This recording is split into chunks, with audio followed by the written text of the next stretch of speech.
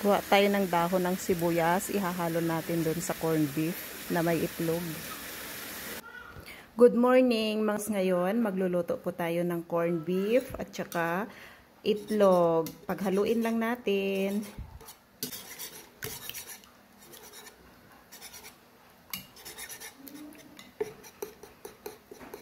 Tapos, ihahalo natin yung hinarvest natin kanina na dahon ng sibuyas.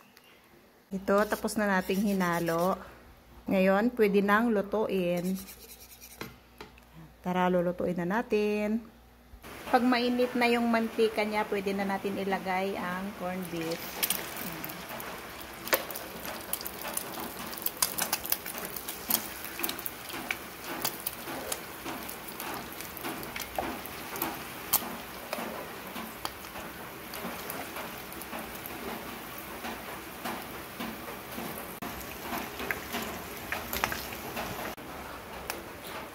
Ito, naluto na natin lahat.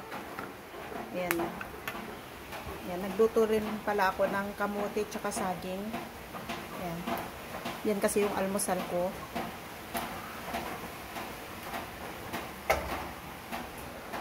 Ito na.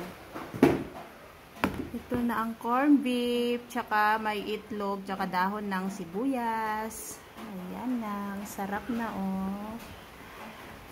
Thank you for watching. Bye-bye.